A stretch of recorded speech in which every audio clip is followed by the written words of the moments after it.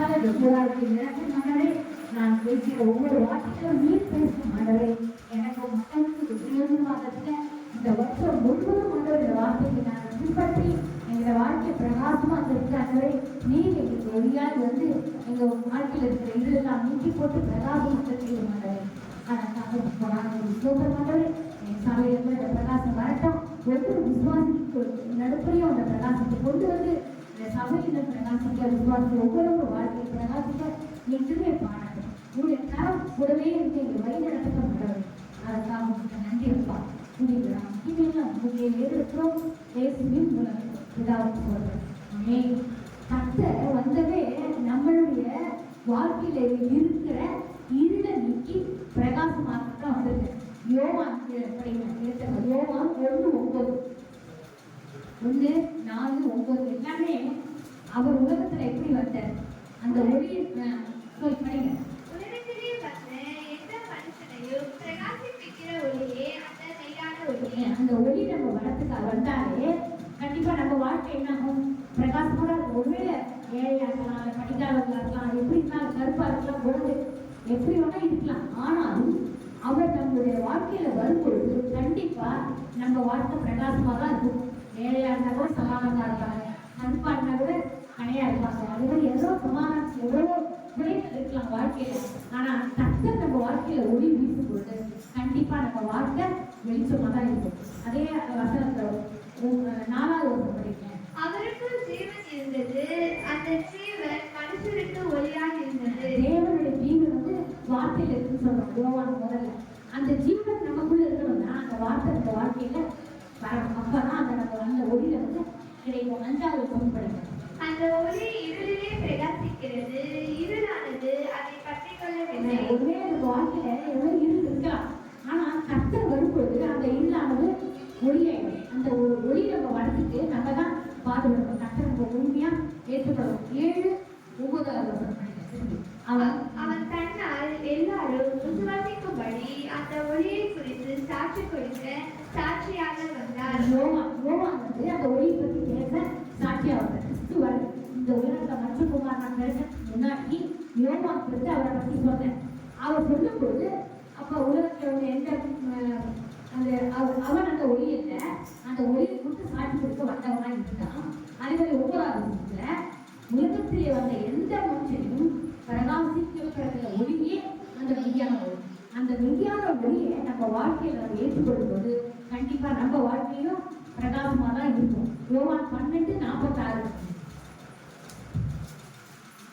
என்னிடத்தில் விசுவாசமாய் இருக்கிறவன் என்பதும் இருளை இராதபடிக்கு நான் உலகத்தில் ஒளியாக வந்தேன்.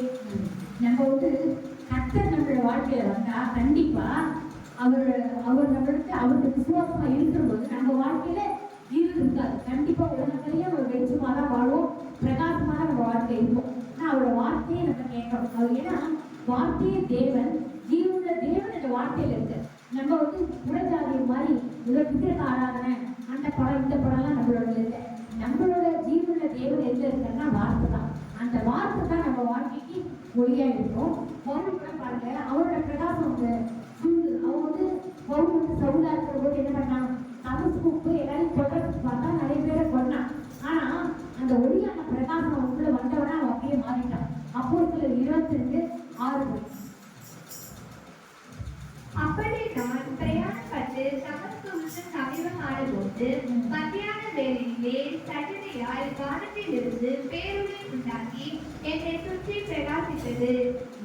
அவனை சுற்றி பிரகாசித்தான். அதுலேயே அவன் மாறிட்டான். அந்த ஒளி அவனை சுற்றி வந்த பொழுது உண்மையான தேவனாக அறிஞ்சு கொண்டான். அதே அப்போஸ்தலர் 9:3 அதேதான் புரியுது. அவன் பிரயாணமாய் போய் தமஸ்குவுக்கு சமீபித்த போது சடுதியிலே வானத்தில் ஒரு ஒளி அவனை சுற்றி பிரகாசிச்சு. தேவன் அவரை நோக்கி பார்த்த உடனே அவன் முகம் பிரகாசிச்சு. அதுக்கப்புறம் என்ன பண்ணான், பவுல் மாதிரி இல்லாத பவுல் ஆயிட்டான். அந்நிய தேவனை வர ஒரு கணனி இருக்கணும். கர்த்தருக்குள்ள வந்த உடனே அவர்களாம் கொல்றதுக்கு வர தேடிட்டு இருந்தான். அப்படியே மாறிட்டான், ஊழியர் செய்யற மாதிரி மாறினாங்க. கர்த்தர் நம்மளோட வாழ்க்கையில பிரகாசிக்கும் பொழுது கண்டிப்பா நம்ம அந்நிய தேவனை விட்டுட்டு உண்மையான தேவனை பற்றி கொடுத்து நம்ம வாழ்க்கையில நிச்சயமா ஒளியும். இதே அப்போஸ்தலர் 26:13 படிக்கும். மத்தியான வேளையில் ராஜாவே, நான் வழியிலே சூரிய பார்க்கிலும் அதிகமான ஒளி வானத்திலிருந்து என்னையும் என்னுடனே கூட பிரயாணம் பண்ணினவர்களையும் சுற்றி பிரகாசிக்க கண்டேன். சாட்சியா சொல்லிட்டு இருக்கான். அதே மாதிரி என்னன்னா பிரகாசமா இருக்கிற ஒரு சூரியனோட ஒரு அதிக ஒளி என்னை சூழ்ந்தது. அப்பதான் நான் ரட்சிக்கப்பட்டேன், உண்மையான தேவனை நான் அறிந்து கொண்டேன்னு அவன் சாட்சி சொல்லி நிறைய பேரை கஷ்டத்துல கொண்டு வர பவுலோட ஒளின்னு நமக்கு எல்லாருக்குமே தெரியும். அப்படிப்பட்ட பிரகாசம் வாழ்க்கையில வந்ததுனாலதான் கர்த்தர் அவன் மூலமா பெரிய காரியங்களை செஞ்சார். அதே மாதிரி பேதுருவோட பிறந்த அப்போஸ்தலர் 12:7. அப்பொழுது கர்த்தருடைய தூதன் அங்கே வந்து நின்றார். அறையிலே வெளிச்சம் பிரகாசித்தது. அவன் பேதுருவை விழாவிலே தட்டி சீக்கிரமாய் எழுந்திரு என்று அவனை எழுப்பினான்.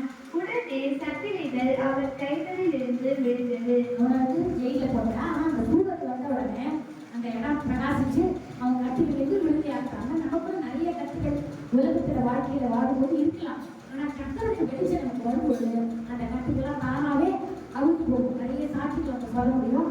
அந்த மாதிரி ஒரு பிரகாசமான ஒளி நமக்கு வரணும். அதை வந்து முன்னாடியே வரும் சொல்லிட்டு தீர்க்க தரிசனமா ஏசாயா 9:2 சொல்லியிருக்காங்க.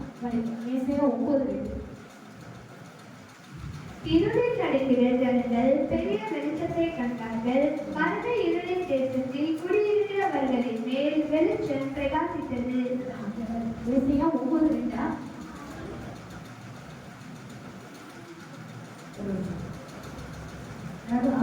அவர் வரத ஊக்குவித்திருக்காங்க, தீர்க்க தரிசனம் உழைச்சிருக்காங்க. அதுதான் நிறைவேறிச்சு. ஏன்னா இருள வெளிச்சம். அதே மாதிரி நம்ம அவர் மனுஷனா பிறந்தவருக்கு ஆலயத்தில் பார்த்தீங்கன்னா சிமியோன் சொல்லுவோம். அதையும் படிக்கிறீங்க. முதல்ல இருமே நடக்கிற பெரிய வெளிச்சத்தை கண்டார்கள். மரணங்களின் தேசத்திலே குடியிருப்பவர்களே வெளிச்சம் பிரகாசித்தது. கர்த்தர் குற்றவாளியா வரத்துக்கு முன்னாடி ஜனங்கள்லாம் பாவத்தில் இருந்தாங்க. அந்த பாவ சாகரா அவங்களுக்கு வீட்டில் இருக்கலாம் மற்றவங்க ஏற்றுப்பாங்க. அதை வந்து அவர் பிறந்த பிறகு சிமியோன் சொல்லுவோம். லூக்கா 2:30 படிங்க.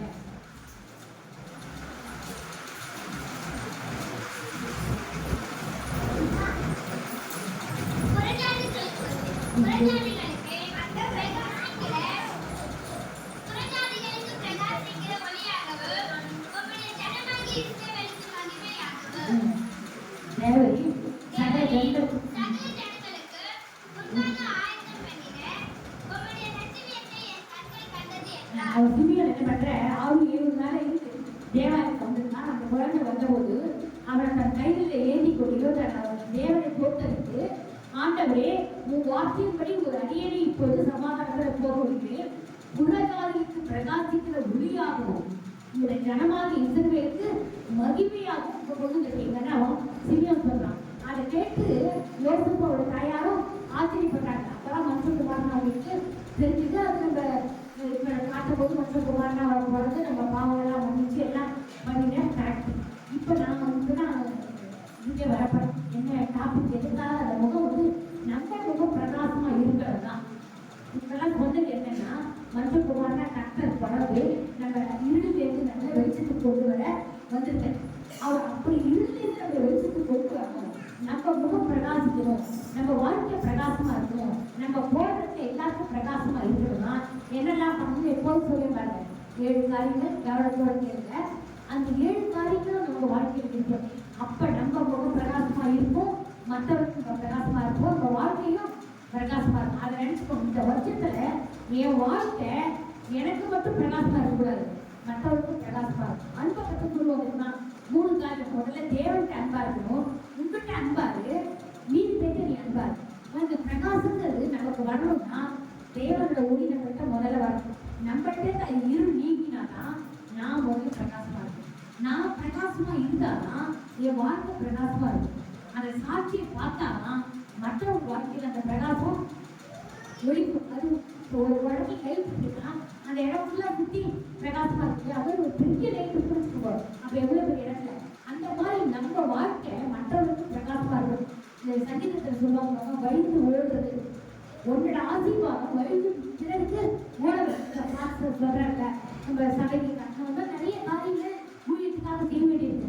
அப்போ எத்தனை பேர் இருந்து கொடுக்க தயாரா இருப்பாங்க. அவங்க நம்ம போய் பார்க்கணும்னு சொல்றாங்க. கரெக்ட். அந்த மாதிரி எத்தனை பேருக்கு பணத்துக்கு சரியான வழியில செலவழிக்க முடியாம இருக்கலாம்.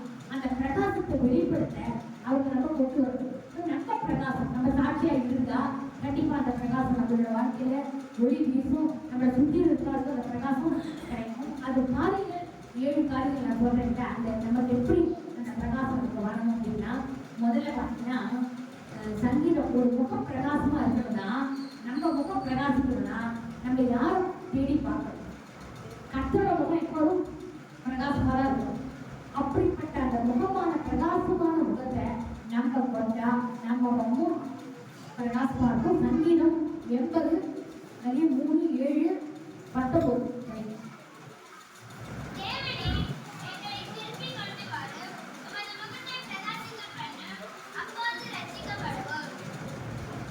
மூணாவது தேவனே திருப்பி கொண்டு வாக்கு உங்கள் முகத்தை பிரகாசிக்கப்படும் அப்போது ரட்சிக்கப்படும். 7வது பாருங்க. சேனைகளின் தேவனே எங்களை திருப்பி கொண்டு வாரும், உமது முகத்தை பிரகாசிக்கப்படும் அப்பொழுது ரட்சிக்கப்படும். 19வது. சேனைகளின் தேவனாகிய கர்த்தாவே எங்களை திருப்பி கொண்டு வாரும், உமது முகத்தை பிரகாசிக்கப்படும் அப்பொழுது ரட்சிக்கப்படும். பிரகாசிப்பட்டும் அப்ப நான் பிரகாசமா இருப்பேன் அப்படின்ற. அதே மாதிரி சங்கீதம் 67 பாருங்க. தேவரீர் எங்களுக்கு இறங்கி எங்களை ஆசீர்வதித்து உங்களுடைய முகத்தை எங்கள் மேல் பிரகாசிக்கணும். முதல்ல நம்ம தேவத்தை கேட்கணும். உங்க முகம் பிரகாசமா இருக்கா மாதிரி உங்க முகம் என் மேல பிரகாசிக்கணும். அதுக்கு என்னன்னா 12 வரிசையா சொல்றேன். ஆனா அந்த பிரகாசம் நமக்கு வரதுக்கு முதல்ல நம்ம அவர்கிட்ட செஞ்சு கேட்கணும். இது அதே சங்கீதம் 31:14 கேட்கணும். தேவனுக்கு பிரகாசிக்கிற தேவன் தான். 31:16 நீர் உமது முகத்தை உமது ஊழியக்காரன் மேல் பிரகாசிக்க பண்ணி உமது கிருபையினாலே என்னை ரட்சியும். அவர் முகத்தை நம்ம மேல பிரகாசிப்படும். ஊழியக்காரன் மேல பிரகாசிப்பது நம்ம எல்லாரும் ஊழியக்காரன் தான். விசுவாசிகள் ஒவ்வொருத்தரையும் ஊழியக்காரன் தான். சும்மா இருக்கிறாரு சுவிசேஷம் சொல்லறதுனால எப்போதுமே இருக்கணும். ஆனால் நம்ம மேல அந்த முகத்தை பிரகாசிக்க தெரியும். அதே மாதிரி சங்கீதம் 4:6 எங்களுக்கு நன்மை காண்பிப்பவன் யார் என்று சொல்லுகிறவர்கள் அனைவர் கர்த்தாவே உம்முடைய முகத்தின் ஒளியே எங்கள் மேல் பிரகாசிக்கப்படும். கண்டிப்பா அவங்க முகத்தை நம்ம மேல பிரகாசிக்க பண்ணா கண்டிப்பா நம்ம பிரகாசமா இருப்போம். சங்கீதம் 119:135 உமது அடியின் மேல் உமது முகத்தை பிரகாசிக்க பண்ணி உமது பிரமாணங்களை எடுத்து போதியும். கிருபைக்கு ஓடும்னா அந்த பிரமாணங்களை கட்டுப்படும். அப்ப அந்த முகம் நம்ம மேலேயும் பிரகாசிக்கும். என்னாகும் 6:25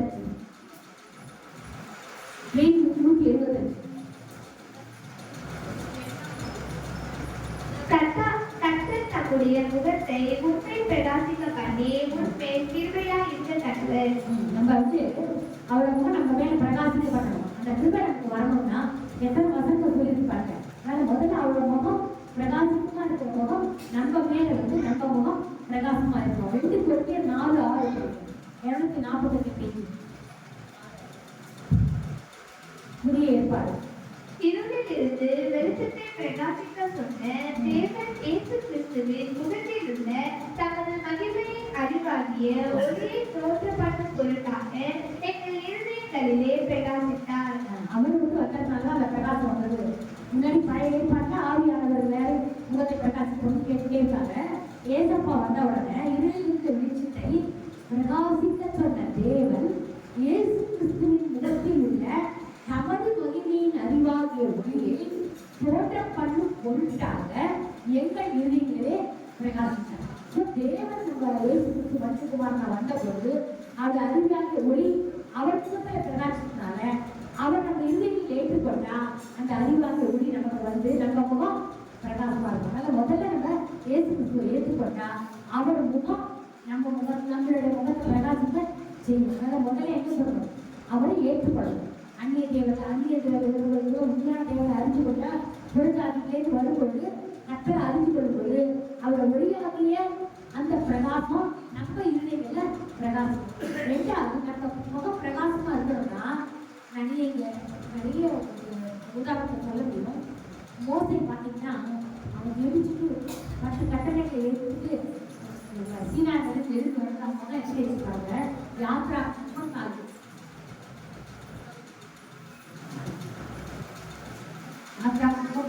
28 29 30 30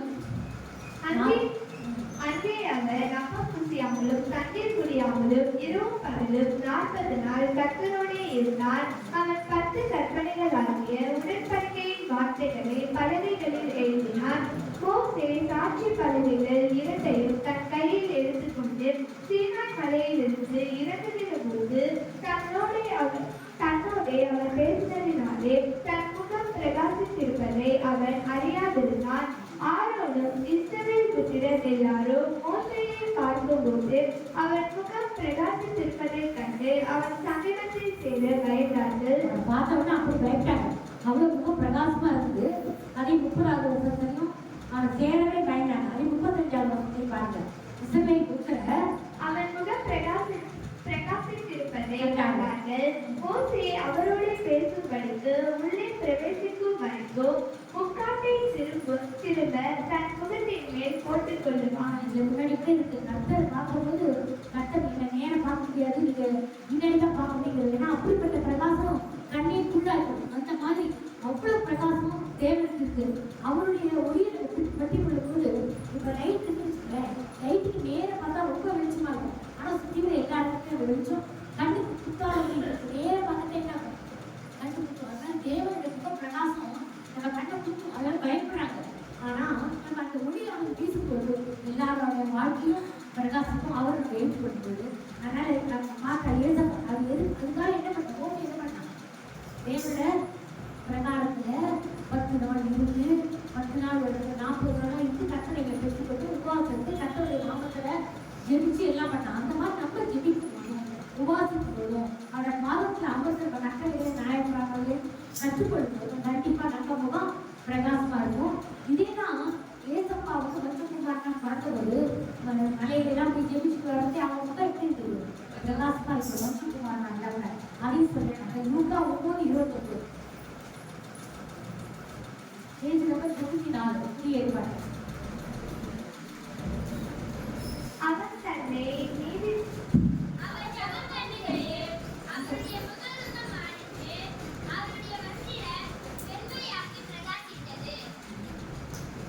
அவருடைய கருத்தை அவர் தொட்டு, அதாவது அவரை பார்க்கறதையே அப்படி ஒரு பிரகாசம் வரும். ஏன்னா அவர் போய் ஜெபிச்சுட்டு வந்தார். அதே மத்தையும் 17:2 பாருங்க. வச்சகுமாரன் பார்த்தபோது பிதாவை பற்றி அவர் ஜெபிச்சார். அதுவே மத்த 17:2 அவர்களுக்கு முன்பாக மறுரூபமானார். அவர் முகம் சூரியனைப் போல பிரகாசித்தது. அவர் வஸ்திரம் வெளிச்சத்தைப் போல வெண்மையாயிற்று. அவர் முன்னாடி இல்லாது இருக்கு. அவர் மேலே திருப்பி ஏசு பேருக்கு யாக்கோபையும் அவரோட சகோதரனை ஓடி கூட்டி கூட்டி தனித்து கூட்டி உயர்ந்த மலையில் போய் ஜெபிச்சார். அப்படி ஜெபிக்கிற போது கர்த்தருடைய பிதாவை பார்த்து அமர்ந்தின் போது அவங்க தான் எப்படி இருக்குது பிரகாசமா இருக்கு, மறுரூபம் வந்து. அதே மாதிரி யோசி என்ன பண்றார், அவர் வந்து கர்த்தரை போய் ஜெபிக்கிற போது கர்த்தரையில வாங்கி ஜனங்களுக்காக கொடுத்து ஜனங்களுக்கு அவர் போய் மலையின் மேல இருந்து ஜெபிக்கும் போது கர்த்தர் என்ன பண்றார், அவர் முகத்தை பிரகாசிக்கிறார். இப்போ மலை போறதுக்கு எல்லாராலும் முடியாது. அதுதான் சபை ஐக்கியம் இருக்கு. இந்த சபையில வந்து நம்ம ஜெபிக்கும் போது அதே மாதிரி விசுவாசி ஜபம் அது எந்த ஜபத்தை முடிச்ச வரைக்கும் கலந்துறது நம்ம ஜெபிக்கும் போது நம்ம வீட்டையும் தனியா ஜெபிக்கும் போது கர்த்தர் கண்டிப்பா நம்ம முகத்தை பிரகாசம் செய்வேன்.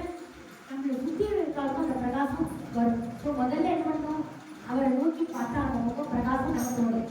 2வது அவர் பாதத்தில் அவருக்கு ஜெபிக்கும் போது உபாசிக்கும் போது அவருடைய நம்ம அதனால என்ன பண்ணணும், நம்ம முகம் பிரகாசமா. 3வது ஜீவ வசனத்தை பிடிச்சு கொள்ளணும். அதுதான் ரொம்ப முக்கியம். இப்பியர் 2:16 270 பேஜ் பண்ணுங்க.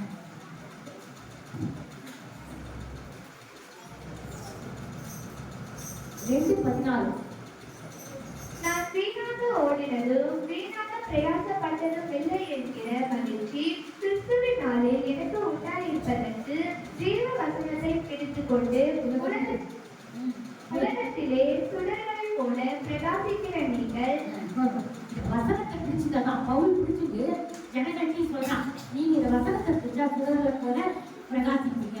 ஆனால் வசனத்தை நம்ம பிடிச்சிருக்கோம். அப்ப நம்ம பிரகாசமா இருக்கும். அதே சங்கீதம் 119 105 எல்லாரும் அந்த வசனம் தெரிஞ்சுக்கணும்.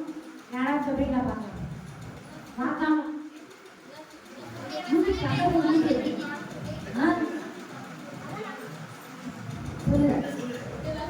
சொல்லு யார் சொல்றா சொல்லு சொல்லு.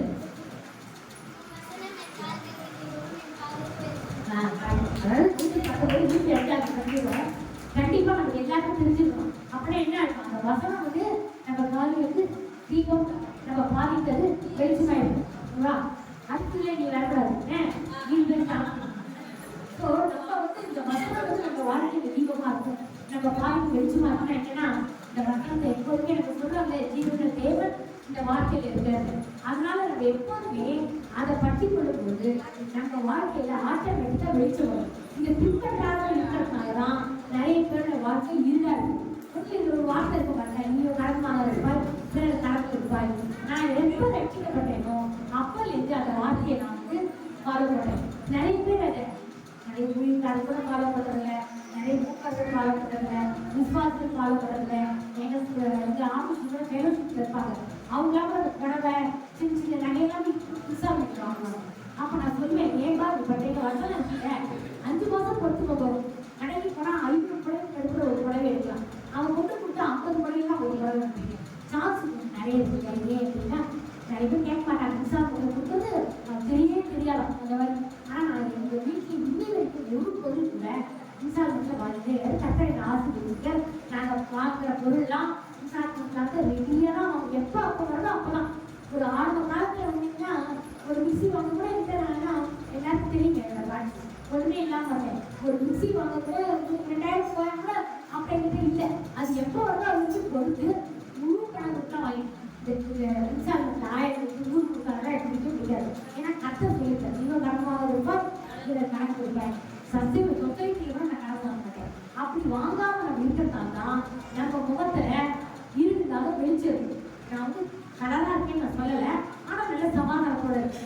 எது சொல்ல இப்போ நான் கடன் வாங்கிட்டு வச்சுக்கோங்களேன், சின்ன கடனோ பெரிய கடனோ அவன் வீட்டு வாசல் வந்து நின்றா நம்ம எப்படி இருப்போம், நம்ம பயந்து ஓடிட்டு வீட்டுக்கு பின்னாடி ஓடுவோம். இல்லைன்னா இருந்தாலும் இல்லையேன்னு சொல்லுவோம். இல்லை அவன் வரப்போற டைத்துக்கு ஓடி போகும். அதெல்லாம் எங்கள் வீட்டுக்காரர் போட்டு நான் அனுபவிச்சுட்டேன். ஏன்னா அந்த இதில் கடன் வாங்கிட்டார்ல ஷேர்ல நிறைய கடன் வாங்கி அந்த ஆட்கள்லாம் ஃபோன் பண்ணுவாங்க, ஃபோன் பேச மாட்டாங்க, இருந்து இல்லைங்க, இதெல்லாம் நான் பார்த்துருக்கேன். ஆனால் கஷ்டத்துல வந்த பிறகு ஒரு பைசாவோட நான் கடன் வாங்கிக்கிறேன். நான் சொல்லுவேன், வீட்டுக்கு மட்டும்தான் கடன் வாங்கணும். வீட்டுக்கே கடன் வாங்கணும்னு சொன்னேன்னா அது வந்து நம்ம அவ்வளோ ரூபா பணம் கொடுத்து வாங்க முடியாது. ஆனால் வீட்டுக்கு வாடகை நான் அப்படி பண்ணினேன், அது கெட்டிக்காட்டம். ஏன்னா எனக்கு நான் 7000 முடிச்சேன், வாட்டர்ஸ்ல இருக்கேன். 7000 இதெல்லாம் வாக்கிங்க்கு நல்லதா இருக்கும். அதெல்லாம் தான் சொல்றேன், பிரிமிக்கான நான் சொல்லலை. தயவு செய்து அப்போ வச்சுட்டாங்க. 7000 ரூபாய் வாடகை எனக்கு எச்சாங்க முடிச்சாங்க. அண்ணா என்னுடைய சுச்சுவேஷனால நான் வந்து வாடகைக்கு எங்கேயுமே இருக்க முடியாது. ஏன்னா ஒரு என் பையனுக்கு உடச்சுதான் அவங்க தெரிஞ்சுதான். 2வது என் வீட்டுக்காரருக்காக வந்து என்னை துன்பத்தை வருவாங்க எல்லாரும் கேட்கறது. அப்போ என்னால் வந்து பதில் சொல்ல குவார்டர்ஸ் எல்லாம் கழிடுவாங்கல்ல. அதனால 7000 ரூபாய் வாடகைக்கு நான் இருந்தேன். ஆனால் இங்கே வாடகைக்கு நான் வீட்டுக்கு வரும்போது பேங்க்ல 4000 இது கொடுத்தேன். அப்போ 10 வருஷம் கழிச்சு நான் ரிட்டையர் ஆகிட்டா அந்த குவார்டர்ஸ்னால எனக்கு எந்த பலனும் இல்லை. ஆனால் அப்புறம் இன்னும் அந்த வீடு இருந்ததில்லை. அதுக்கப்புறம் நான் நிறைய வருஷம் இருந்தேன். எதுக்கு சொல்ல வரேன்னா அந்த ஒடுக்கு தான் கடன் வாங்கும். அதே ஒரு பிசினஸ் பண்றவங்க வேற வழி இல்லைன்னா அந்த ரெட்டிப்பா ஆகுமா அந்த கேல்குலேட் பண்ணி பார்க்கணும். சும்மா ஆட்டோ வாங்குறோம், கார் வாங்குறோம், டிப்ரிசியேஷன் ஆகும். அந்த மாதிரி இல்லாத போடுது. இதெல்லாம் என்னன்னா இந்த காசு பொருளாதாரத்துக்காக நான் சொல்றேன். நாங்கள் அந்த மாதிரி இருக்கிறதே யார்கிட்டையும் மனுஷன்கிட்ட கடன் வாங்காத, பேங்க்ல அப்படி கடன் வாங்காதே, வீடு அப்ரிசியேஷன் ஆகும், பிசினஸ் அப்ரிசியேஷன் ஆகும். அப்போ கடன் வாங்கலாம் நினைக்கிறேன். மற்றபடி என் பொண்ணுக்கு கல்யாணம், என் பொண்ணுக்கு பர்த்டே வச்சுருக்கேன், அவங்க பர்த்டே கொண்டாடுறாங்க, நான் பர்த்டே கொண்டாடுறேன், இதெல்லாம் பண்ணிங்கன்னா நிச்சயமா அந்த பொருளாதாரம் திருப்பி வரப்போதில்லை, அந்த விலையெல்லாம் ஏறப்போதில்லை. டாம்பிங்ஸ் நிறைய பண்ணுவாங்க. இதில் இருக்கிறவங்க நிறைய பேர் எனக்கு தெரியும், நான் நிறைய பேருக்கு சொல்லியிருக்கேன், கேட்கவே மாட்டாங்க. ஒரு பொண்ணு கான்வென்ட் ஸ்கூலில் படிக்கிறதுனா நம்மளோட நிலைமை என்னவோ இங்கிலீஷ் மீடியத்தில் படி கவர்மெண்ட் ஸ்கூலில் அது நான் நிறைய இதெல்லாம் கிடைக்குது, சைக்கிள் கிடைக்குது, லேப்டாப் கிடைக்குது, அதெல்லாம் சொல்லுவேன். நான் இதை கேட்க மாட்டாங்க. அந்த பொண்ணு கவர்மெண்ட் படிக்கிறாங்க, நான் படிக்கிறேன், பாதியில் படிக்க விட்டாங்க. அந்த மாதிரி கல்யாணத்துக்கு நீதிமேல் பண்ணுறாங்க. ஏன் சிம்பிளாக பண்ணுங்க, உங்களுக்கு என்ன விட்டா அதை பண்ணுங்க. அதை வந்து எதுக்காக அனாவசியமாக பண்ணி மொழியில் என்ன அப்படியே எல்லாத்தையும் கட்டி வாங்கிட முடியுமா? முடியாது. என்ன முடியுமோ நம்ம அது நிறைய பேர் தெரியுது. கடனை வந்துட்டு அந்த கடனையே 10 வருஷத்துக்கு அடைச்சிருக்காங்க. என்னைக்கு மீண்டு வருது அவங்க, அந்த மாதிரி இருக்கக்கூடாது. அதனால கடன் இதெல்லாம் எதனால எனக்கு தெரியும். ஜீவ வசனத்தை பிடிச்சு போட்டாங்க, அதை நான் பிடிச்சு போட்டேன். அதில் தான் போட்டேன் எல்லாத்தையும் சொன்னேன். ஜீவ வசனத்தை பிடிச்சு போட்டாங்க. அவங்க சொல்றாங்க, வசனம் என் கால்கள் தீபமும் என் பாதிக்கு வெளிச்சமா இருக்கு. அந்த வெளிச்சத்தை அவங்க கொடுக்குறேன். அப்ப நான் அந்த வசனத்தை பிடிச்சு போட்டேன். 3வது நாளாச்சா சகோதரனை பகிர்ந்து பெரிய பாவம் வந்து அது நம்ம முகத்துல பிரகாசமே வராது. 1 யோவான் 2, 9, 10, 11, 12, 6, 8 எல்லாமே சரிங்களா? அதாவது மன்னிக்கக்கூடிய தன்மை வந்து இருங்க. 1 யோவான் 2. ஒளியிலே இருக்கிறேன் என்று சொல்லியும் தன் சகோதரனை பகைக்கிறவன் இதுவரைக்கும் இருளிலே இருக்கிறான். இருளிலே இருக்கானா சகோதரனை மன்னிக்கிறோம். நிறைய பேர் பார்த்தீங்கன்னா விசுவாசத்திலே அண்ணன் சண்டை போட்டு சொத்துக்காக கோர்ட்ல இருக்கிறாங்க. வக்கீலுக்கு இருப்பாங்க. தேவையில்லாத அண்ணன் மேல விட்டு கொடுங்க போட்டுமே ஆனா யூஸ் பண்ணுவேன் அந்த மாதிரி இருக்க மாட்டாங்க. ஏழப்பட்ட சகோதரனா இருப்பான், பணக்காரனா இருப்பாங்க. ஆனா கிறிஸ்டி விசுவாசி சபைக்கு போறவன் சண்டை போட்டு கோர்ட்ல டைவர்ஸ் கேஸ் நிறைய இருக்கிறாங்க. எல்லாரும் கிறிஸ்டிங்கிறாங்க. அதே மாதிரி இந்த சண்டை வர்றது இந்த சிவில் கேஸ் பார்த்தீங்கன்னா நிறைய பேர் கிறிஸ்டின் சபையே விட்டு கொடுங்க. எங்க வீட்டில் பார்த்தீங்கன்னா அவங்க என்ன விட்டு ஆனா என்ன வந்து சொல்றதில்லை வச்சுக்கோங்களேன். ஆனா எனக்கு ஒரு சொத்தை நான் முன்னாடி சொல்லியிருக்கேன். ஒரு 1.5 கிலோமீட்டர் பெருங்குல சொல்ல எங்க அப்பாவோட அப்போ விலையே இல்லை. ஆனா கூட எங்க அப்பா செத்து போடும்போது ஒரு விலை இல்லை. ஆனா எங்க அம்மா சொன்னாங்க அவளுக்கு தான் ஒன்றும் இல்லாமல் இருக்கிறாங்க வந்து அவங்க விட்டுருந்தாங்க. எங்க அம்மா செத்துக்கிட்டாங்க. அப்போ வந்து அவங்க கேட்கறாங்க அம்மா சொன்னாங்க இல்லடா நான் வேற எதுவும் உருவாக்கிருந்தாங்க 70,000 நான் வாங்கிட்டேன்டா வேண்டாம் அது என்னோடது. ஆனா அவங்க சொன்னது சொன்னதுதான். உனக்கு நான் கண்டிப்பா பேர் எல்லாம் போட்டு எனக்கு வந்தபோது எல்லாரும் மாறிட்டு வரணும்னு அக்கா கையில பாம்பேல பண்ணாங்க. எல்லாரும் எழுதிக்கிட்டோம். ஒரு அவிசுவாசிக்கு இருக்கிறது விசுவாசிக்கு நிறைய பேர் தெரிகிறது இல்லை. அண்ணன் தம்பி அவங்க ஏன் எங்கேயே வந்து இறக்க காட்டுறாங்கன்னா வீட்டுக்காரங்க வீடும் இருக்கிற வீடும் யாரும் எடுத்துக்கிட்டா ஸோ இதுக்கு நம்ம உதவியா இருக்கும். சரி நான் கிறிஸ்டின்ஸ்ல மாறிட்டேன் அவங்களோட இதுக்கெல்லாம் வரமாட்டேன் சொல்றேன். அப்படி இருந்து கூட நல்ல மனசு இருக்கிறதுனால அப்படி பண்ணாங்க. ஆனா விசுவாசத்துக்கு அந்த மனசு இருக்க மாட்டேங்குது. கர்த்தரை நோக்கி போகிறோம் நமக்கு பரலோகத்துல என்ன இருக்கு அப்படி எதுக்காக இவங்களோட சண்டை வரும். அண்ணன் தம்பி அடுத்த ஜென்மம் நம்ம கிடையாது. அவங்களோட நம்ம குழப்ப போறதில்லை. நம்ம அந்த சொத்தை கொடுத்து போறது அனுபவிச்சு போறமே ஏழையா இருந்தா அந்த சொந்தம் கூட அது யாருக்குமே இருக்குல்ல. நம்ம ஏதாவது ஒரு தப்பு செஞ்சிருப்பான் அதையே சொல்லி காட்டிட்டு அது வண்டி காப்பாங்க. அந்த மாதிரி இருக்கக்கூடாது. அந்த ஒன்று எனக்கு டைம் இல்லாதனால முழுக்க படிக்க முடியாது. ஆனா எப்போதும் இப்போ டைம் கொடுத்துருக்காங்க பரவாயில்ல. ஆனால் நான் நிறைய டைம் எடுத்து அவங்களுக்கு போர் அடிக்கும். அது ஃபுல்லாகவே படிச்சு பாருங்க. 1 யோவான் 2, 6, 8 படிச்ச வரிசையா நான் கிருன்னு படிச்சுப்பேன். அவருக்கு நிலைத்திருக்க சொல்கிறவன் அவர் நடந்தபடியே நானும் நடக்கும். ஏன்னா அவர் என்ன பண்றாரு சகோதரே நான் வந்து இந்திய கற்பனை ஆளுக்கும் இங்க விட்டுக்கிற பழைய கற்பனை எழுதுவே அந்த பழைய கற்பனை ஆளுநரும் எழுதுகிறானே. மேலும் நான் புதிய கற்பனை உங்களுக்கு எழுதுகிறேன். இது உங்களுக்குள் மெய்யா இருக்கிறது. ஏனென்றால் இது நீங்கி போகிறது மெய்யா ஒளிப்பது பிரகாசிக்கிறது. ஒளியிலே இருக்கிறவன் என்று சொல்லி தன் சகோதரனை பகைக்கிறவன் உள்ளே தான் இருக்கும். ஆனா அதை முதல்ல நம்ம நிலைப்படுத்தா ஒளியில நான் இருக்கேன்னா முதல்ல நம்ம கூட சகோதரனை பகைக்கிறவன் அப்பதான் நான் வந்து ஒளியில இருக்கேங்கிறது காட்டும். அதே மாதிரி நம்ம வந்து யாரும் மன்னிக்கணும் சகோதரர்களுக்கு மன்னிக்கிற ஒரு குணம் நமக்கு இருந்தாதான் அத்தை நம்மளை மன்னிப்பேன் சொல்றாங்க. வசனத்தை கூட இருக்கு என் கடவுளை நீங்க மன்னிக்கும் போது நான் என் கடவுளை மன்னிக்கணும் அப்படின்னு ஒரு ஊழியக்காரன் கூட ஒரு நிறைய கடன் வாங்கி மன்னிச்சுடுறான் ஒரு ராஜா. ஆனா அவன் என்ன பண்றான் தான் வேலைக்காரன் மன்னிக்காம இருக்கான். கொஞ்சம் ரூபாய் அதை திருப்பி கொடுக்குவா ஜெயிலுக்கு கொடுக்குறாங்க. அந்த மாதிரி கத்தை நம்ம பார்த்துட்டு இருக்கேன். நம்ம உலகத்துல நம்ம எவ்வளோ கடன் வாங்கிருக்கலாம் சொன்னேன் கடன்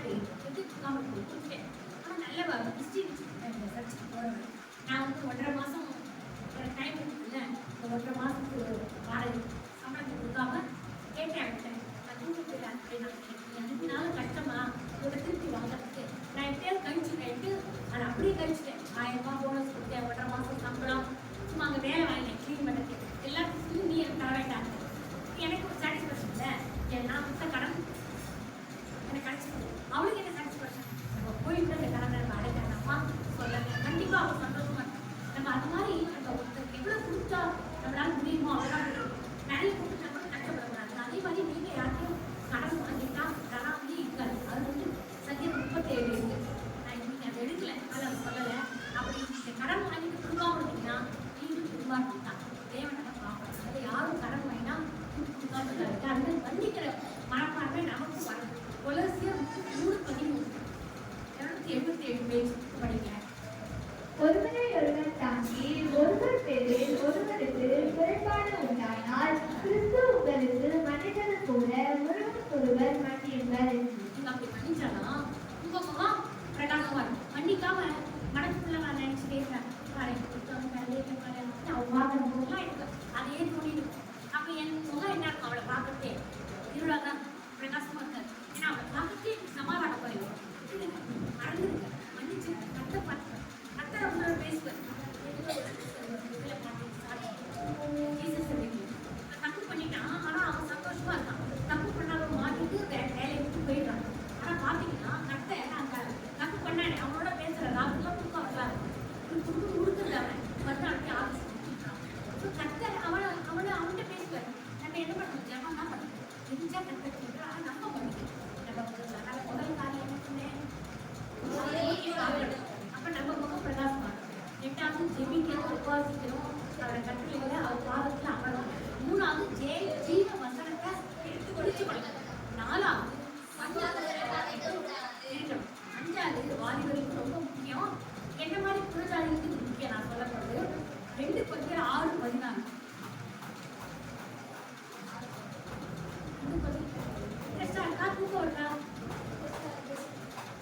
தேவனுடைய ஆலயத்திற்கும் விக்கிரகங்களுக்கும் சம்பந்தம் செய்து நான் அவர்களுக்குள்ளே வாசம் பண்ணி அவர்களுக்குள்ளே உலாவி அவர்கள் தேவனாய் இருப்பேன். அவர்கள் 6:14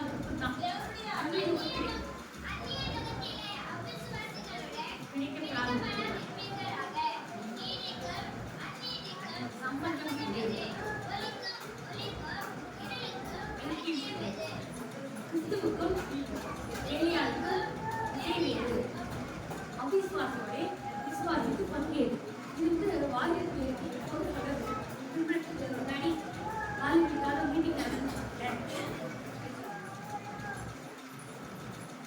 பாட்டெல்லாம் பாடணும்னு நினைச்சேன். தொடர்ந்து போக எனக்கே இதுவாக இல்லை. கத்தனே எனக்கு வெளிச்சம் இந்த பாட்டு ரொம்ப நல்லா பாட்டை அப்படி எழுதி வருதுன்னு நினைக்கிறேன். கத்தனே வெளிச்சம் எனக்கு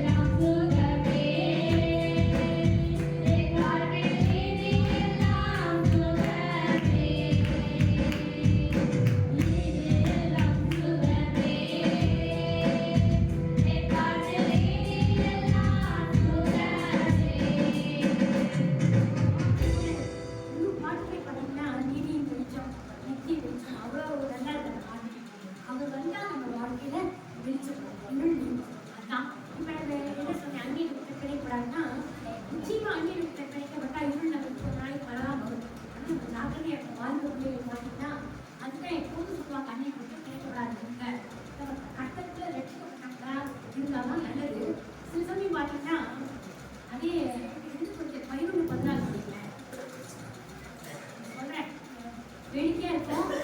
ஆனா எல்லாரும் ஜாக்கிரதையா இருக்கு. அதுக்காக இது பண்றாங்க.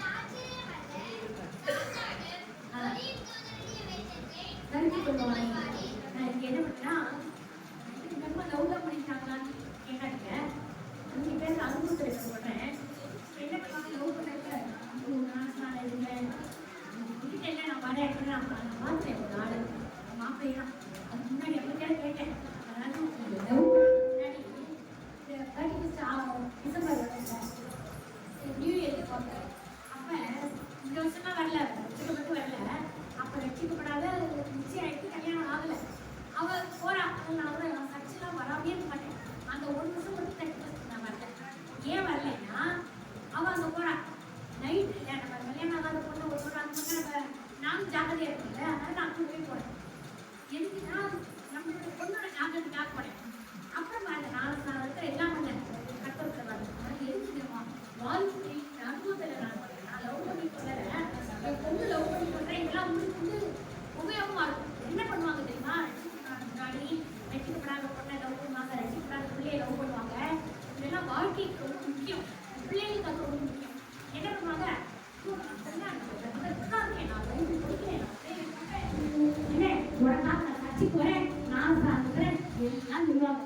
கல்யாணம் ஆனதோ இல்லையோ வாழ்க்கை கொஞ்ச நாள் ராசி 30 நாள் மோகம் 60 நாளா அது வரைக்கும் இருப்பாங்க. அது மாதிரி கஷ்டம் சொல்லுவாங்க. அதுக்கப்புறம் அவங்களோட சீரத்தை காட்டுவாங்க. ஏன்னா அந்த ஒளிவுக்கு சாதாரண இருக்கு. அதான் இந்த வார்த்தையை சொன்னேன். ஆனால் நம்ம ரொம்ப ஜாக்கிரதையா வெற்றிக்கப்படாத வாழ்க்கை பிள்ளைங்க ரசிக்கப்பட்டவங்க நிறைய தப்பு பண்றாங்க. ஏங்களை இப்போ தெய்வத்தாருக்கு நிறைய பேர் சொல்றதெல்லாம் கிறிஸ்து மறுபடியும் கல்யாணம் பண்ணாங்க. டைவர்ஸ் கோர்ட்ல நிற்கிறது அது வேற விஷயம். மற்றவங்க உண்மையாக அவங்க இல்லை விட்டு கொடுக்குற மனப்பாட்டம் இல்லை. அதான் ஆனால் என் பொண்ணை நான் வந்து பெருமையாக பேசிட்டு என்னோட ஜெபம் அவர் ரசிக்கப்படாதனால அவர் பிரேயர் பண்ணே இருக்காங்க. கத்தர் அவங்களுக்கு ஓரளவுக்கு கொண்டு இருக்காரு. 100% சொல்ல முடியாது, ஆனால் முழுமையாக ரசிக்கப்படாது. எதுக்கு சொல்றேன்னா, கத்தருக்குள்ள வளர்ந்துள்ள சர்ச்சில் இருக்கிற பசங்க பார்த்தீங்கன்னா கண்டிப்பா அந்த வசனம் இவங்களுக்குள்ள வேலை செய்யறதுனால தப்பானவங்களுக்கு போகவே மாட்டாங்க. ஆனா தவறி போய் ஒரு அண்ணியன் நல்லா ரொம்ப அன்பு காட்டுறான், அப்படி வாங்கிக்கிறான், இப்படி வாங்கிக்கிறான், இங்க அழைச்சிட்டு போறான், இங்க அழைச்சிட்டு போறான், சர்ச்சுக்கு போறான், பைபிள் படிக்கிறான், உங்களுக்காக முடிவு வசனத்தை மனப்பாடம் பண்ணிக்கிறான் சொல்லுவான். அதான் முடிவு சாத்தான். நீங்க ரொம்ப ஜாக்கிரதையா இருக்கும். அதுக்காக தான் சொல்றேன், இந்த வாழ்க்கைக்கு ரொம்ப நீங்க ஜாக்கிரதையா இருக்கீங்க. ஏன்னா ஒருத்தர் கஷ்டப்பட்டாங்கன்னு பார்த்துட்டு நானும் கஷ்டப்படக்கூடாது. ஒருத்தர் பள்ளத்தையும் கொடுத்துட்டாங்கன்னா இது பண்ணலன்னு சொன்னா நம்ம கேட்கறோம், என்ன பண்ணலாமே டவுன் இருக்கு. அது ஜாக்கிரதையா இருக்கும். அதனால தான் நான் ரொம்ப இதை பத்தி ரொம்ப பேச வரல. ஆனா இது சொல்ற போது எனக்கு வந்துட்டு அதே மாதிரி புறஜாதியில் கூட ரட்சிக்கப்பட்ட பிறகு இப்ப நான் இருக்கேன் கிராம ஜாதியிலும் ரட்சிக்கப்பட்டு என்னோட உணவுக்காரர் மட்டும் தான் ஐக்கியமா இருக்கக்கூடாதுன்னு சொல்லலை. அன்பு காட்டுல எல்லாம் பண்ணும் ஐக்கியம் அப்படியே அவங்களோட அப்படியே அவங்க செய்கிற தவசம் திதி சடங்கு எல்லாத்தையும் நானும் போய் என் தலையிலையும் தெரிச்சுட்டு அவங்க கடலாம் பண்ணி கல்புறா அப்படின்னா பண்ணுறாங்க. அன்பு தனி. இப்போ எங்கள் வீட்டில் பார்த்தீங்கன்னா எதுக்குமே கொடுக்க மாட்டாங்க. என் ஃப்ரெண்டு வச்சு நான் கல்யாணம் போது அவள் பொண்ணு கல்யாணம் ஒட்டி கொடுத்துறேன். நான் என்னோட ஆசீர்வாதம் பொண்ணு என்னைக்கு உண்டு. நான் வரல நினைக்கும் தப்பு தப்பு படிச்சு சொல்லுவாங்க. நம்ம மேலே உண்மையான அன்பு இருந்தா கண்டிப்பா நம்மளை அப்படியே ஏற்றுப்பாங்க. இப்போ அதே மாதிரி எங்கள் வீட்டார் எல்லாமே ஏற்றுக்கிறாங்க. கணவன் ஏற்றுக்கே கணவன் ஏற்றுக்கிறாங்க. ஆனா அவங்க ஏற்றுக்கலேங்கிறதுக்காக நான் வந்து கடன் வாங்கி போகக்கூடாது. எப்போ கத்தரோட வெளிச்சம் என் மேல வந்து என்னோட இருள் நீக்கிடுது. நான் சமாதானமா இருக்கேன். வேலை இல்லை அவளை மாதிரி எங்கள் அக்காட்டைக்கெல்லாம் நல்ல கலரா இருப்பாரு. நான் சொன்னேன் எங்கள் வீட்டுக்கு இருக்கலாம். ஆனா என் முகம் பிரகாசமாக இருக்கு, சமாதானமா தான் இருக்கேன். அவங்களுக்கு தான் கஷ்டம் வந்தாலும் அவங்க அப்படியே சுருக்கி போய் எங்கிட்ட ப்ரே பண்ணாங்க. ஆனா நான் ஒரு நாளும் எந்த கஷ்டத்தையும் யார்கிட்ட போய் எனக்காக ப்ரே பண்ணுங்க, என் பொண்ணுக்காக ப்ரே பண்ணுங்க, என் கல்யாணத்துக்காக ப்ரே பண்ணுங்க, அதெல்லாம் சொன்னதே கிடையாது. ஏன்னா தேவன் தீர்க்க தேவன் நம்ம கொட்டுருக்கோம். நம்ம சர்ச்சையில் சொல்லணும், மூப்பட்ட பண்ணணும், விசுவாசத்தை சொல்லணும். அவிசுவாசத்தை நம்ம சொல்லப்படாது. அவிசுவாசத்தை யாரை வளர்க்குறாங்க? யாரை வளர்க்குறாங்க சொல்லுங்க. ஜீவன் இல்லாத தந்தையும் விற்கிறது நமக்கு அது தெரிஞ்சிருக்குல்ல. அப்புறமே நம்ம போய் அவங்கள்ட்ட எனக்காக வேண்டி கேட்டனா என்ன இருக்கும்? நம்ம ஜீவன்ல தேவனை நமக்கு நம்பிக்கை இல்லை. அப்படி இருக்கக்கூடாது. நான் நம்புற தேவன் என்னை என்ன பண்ணாலும் சரி, என்னை எடுத்துட்டாலும் சரி, என்னை இருந்தாலும் சரி, அவங்கெல்லாம் அது லோகம் கொடுத்தா இருக்கா ரெண்டுத்துக்கும் நம்ம அது உட்படணும்.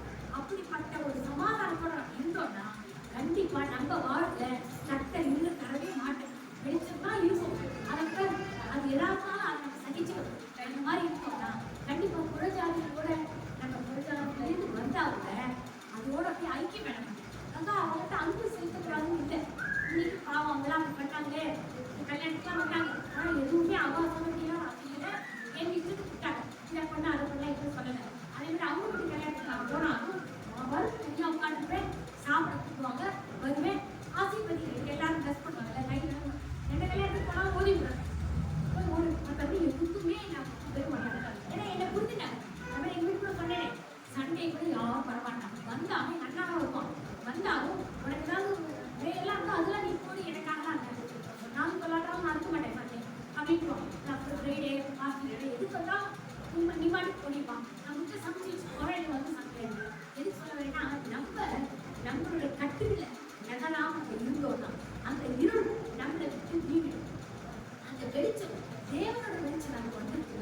கண்டிப்பா நம்ம யாருக்காகவும் புறஜாதியா இருந்தாலும் கூட அவங்களுக்காக நம்ம தேவனை அப்படி நீங்க பண்றதுனால என்ன இருக்குன்னா நீ வணங்குற தேவனை விட்டு கொடுக்குற. அது கூட நம்ம கூட பிறந்தவங்களா ஃப்ரெண்ட்ஸ் அக்கம் பக்கத்தில் அவங்களாம முதல்ல நமக்கு யார் முதல்ல கத்தர் தான் முதல்ல. நேரம் பண்ணோம் அவங்க கத்தர் முதல்ல சொல்லி கொடுத்துருக்காங்க. நான்வெஜ் சாப்பிட்றேன் பிரியாணிக்கு சின்னது அப்படி அலைய வச்சுக்கோங்க. சிக்கன் அவங்க யாரும் சாப்பாடு கேட்டுருக்காங்க பிரியாணி அவங்க சொல்றான் எனக்கு பிரியாணி தான் முதல்ல ஏசப்பா பண்ணணும். நான் சொல்வேன் என்ன சில பேர் இந்த பெரியவங்க எல்லாம் சொன்னா பாட்டிங்களாம் கூட்டிடுவாங்கல்ல அந்த மாதிரி எனக்கு ஏசப்பா முதல்ல நான் சொல்லி கொடுத்துருக்கா. அப்பா அம்மா கூட அப்படிதான் இருக்கா. எனக்கு நான் வந்து கொஞ்சம் கோவப்படணும். அதனால பிரியாணி தான் எனக்கு முதல்ல. ஏன்னா நான் சாப்பிட மாட்டேன் எல்லாருக்கும் பிரியாணி தான் எனக்கு முதல்ல. ரெண்டாவது தான் கரெக்டா. இந்த சமயத்தில் சொல்றேன் தயவு செய்து என்ன நான் வெஜிடேரியன் நான் சொல்றதுனால இந்த சொல்றேன் யாரும் தயவு தப்பா நினைக்காது. ஆனால் பிரியாணி சாப்பிட்றதுல எங்க வீட்டார் கூட பார்த்துட்டேன் மாப்பிள்ளை ஏற்றி பொண்ணு கொடுத்துட்டேன் எல்லாம் அப்படி அடையலாம். தயவு செய்து பிரியாணிக்கே அடையாது. நானா வந்து கரெக்டாக சாப்பிடுவேன். ஒரு இடத்துக்கு பிரியாணிக்காக போகாது. அது ரொம்ப மோசம். கட்டருக்காக தான் போகும். எந்த இடத்துல கட்டருக்காக போனீங்க பிரியாணி சாப்பிடுங்க வேண்டான்னு சொல்லி இந்த அம்மாவுக்கு என்ன பிரியாணி சாப்பிடல அதனால சொல்றது நினைக்காது. ஆனால் பிரியாணிக்கு அடையல. தயவு செய்து இது நான் நல்லா விசுவாசிக்கிறேன். நிறைய பேர் பார்த்தேன் சாப்பாடு கொடுக்குறாங்களா பிரியாணி தான் முதல்ல போறாங்க. மாப்பிள்ளையே பிரியாணி அந்த இடத்துல இருக்குன்னா முஸ்லீம் எந்த கருத்துல அவளையே கிறிஸ்டின் அவங்க ஃப்ரெண்டா இருந்தாலும் பரவாயில்ல. ஒரு ஃப்ரெண்டா இருந்தா என் ஃப்ரெண்டெல்லாம் வரமாட்டாங்க. வெஜிடேரியன் உடம்புக்காரங்களா ஏன்னா வெஜிடேரியன் இல்லை நான்வெஜ் பிரியாணி போடணும்னா அலையிறாங்க. அது வந்து இருக்கு வாங்கிட்டே இல்லை திரும்பி இருந்ததுனால. ஆனால் இதெல்லாம் வாழ்க்கைக்கு தேவையானதான் நான் சொல்றேன். ஏன்னா நான் அனுபவிச்சிருக்கேன். நீ சாப்பிடுறது நீ எத்தனை நாளில் கரெக்டாக எடுக்கணும்னு சொல்றான்னு தெரியாது. ஆனால் அதுக்குள்ள நான் சொல்ல வேண்டிய வாசம் 50 நிமிஷம் சொல்லுவாங்க. நான் 70 வயசுல தாராளமாக சொல்லலாம். எத்தனை நாள் இருக்கணும் அதனால அங்கேயும் படிக்காதீங்க பிரியாணி அலையாதீங்க கடன் வாங்காதீங்க. நம்மளுடைய விக்கிரகத்தை ஆராதனைக்கு யார் என்ன லட்சம் ரூபாய் கொடுக்கணுமே ஒவ்வொன்றா கட்டுறாங்க. ஆனால் எனக்கு அந்த கல்யாணத்துக்கு போனா எனக்கு அது கிடைக்கும். அதில் உட்காந்துருக்காங்கன்னா தயவு செய்து போயிடாது.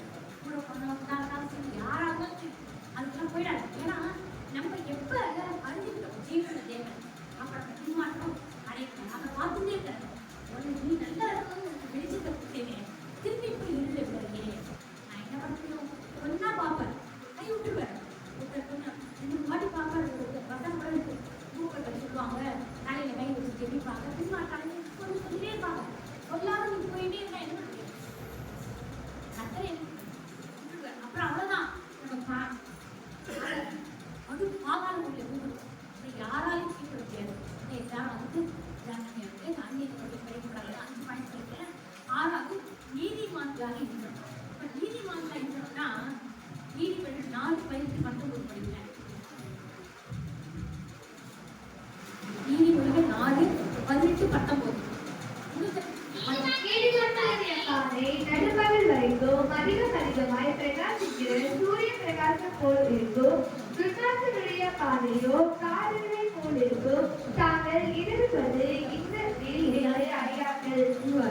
மத்தேயு 13:43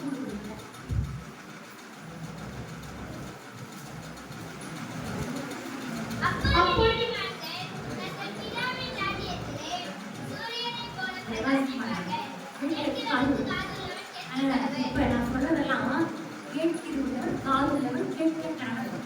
அவ்வளவுதான். என் மூலமா கத்தர் பட்ட பேசியிருக்கேன்னா நீங்க கேளுங்க. நானும் என்னோட மனசுல சில தப்பு அதை வாங்கிக்கணும் நானும் கூட்டிக்கணும். எல்லாருமே எல்லா அழைப்பட்ட சூழ்நிலை கிடையாது.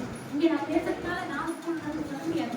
என்கிட்ட எனக்கு தெரியாம பயிர்கள் இருக்கலாம் எனக்கு தெரிஞ்ச பயிர்கள் இருக்கலாம் எல்லாத்தையும் நான் மாற்றேன். ஏன்னா வெளிச்சத்தை கத்தர் என்கிட்ட கொடுத்துட்டேன். ஸோ அந்த இருதத்துக்கு நாங்கள் வீட்டில் ஒரு நாள் தான் பாடுபடுறேன். நீதிமானா இருக்கிறதா எல்லாமே தான். இப்போ லஞ்சம் வாங்குற இடத்துல லஞ்சம் வாங்கினா சும்மா இருக்கா வாங்காம நீதிமானா இருக்கா அப்போ என்ன பண்ணுறது? நிறைய பேர் பார்க்க மினிஸ்டர்லாம் நிறைய லஞ்சத்தை வாங்கி விட மாட்டாங்க. ஜெயிலில் இருக்காங்க. ஒரு நாளும் வந்துட்டு இருக்காங்க. மனைவி அவமானம் கஷ்டப்படுத்துறாங்க. இதெல்லாம் தேவையா? நீதிமானா இருந்த பொறுத்து முன்னேற்றி அனைவருமே அதிகாரம். இப்போ நான் லஞ்சம் வாங்காத ஒரு டிபார்ட்மெண்ட் இருக்கிறதுனால கடைசி வரைக்கும்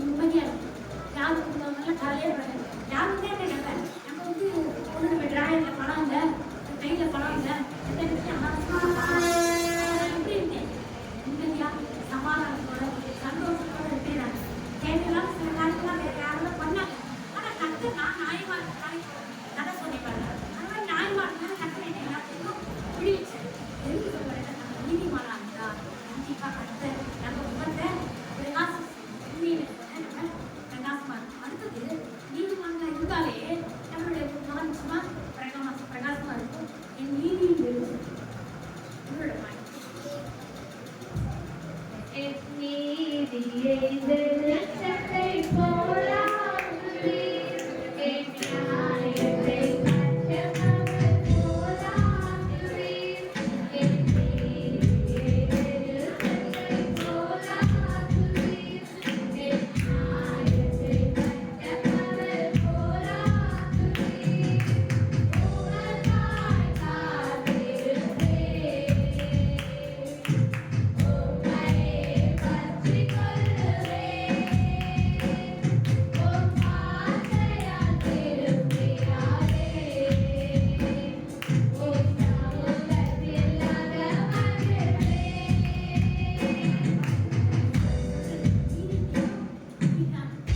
நீதிமானா இருந்தா கண்டிப்பா நம்ம முகத்துல வெளிச்சமா இருக்கும். இன்னும் இருக்காது.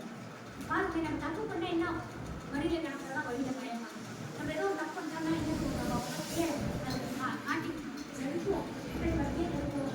இது நம்ம சமாதானம் இருக்காது. ஆனா நீதிமானா வேற தப்பு இல்லை, என்ன வேணா பண்ணி பார்க்கணும், டெஸ்ட் பண்ணி பார்க்கணும், ஜெயிக்கணும். அதே மாதிரி நானும் ஒரு நாள் 7வது பிரசன்ட் 8 கொடுத்துருக்கேன்.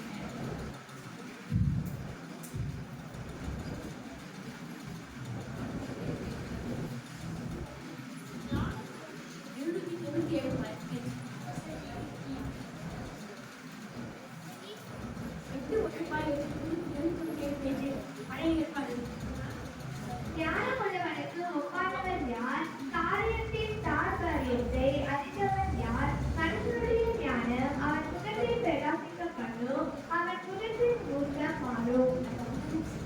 மக்கள்லாம் நாட்டு சரியில்லை தேவன் கண்டிப்பா நானும் நம்ம இருந்தா நம்ம முகம் எப்படி இருக்கும்? பிரகாசமா இருக்கும். அவங்க முகத்தை மூர்க்கம் வரும். நானும் இருக்கு தலையில போவோம், அதெல்லாம் நமக்கு போயிடும். காணியை 12:3 படிங்க.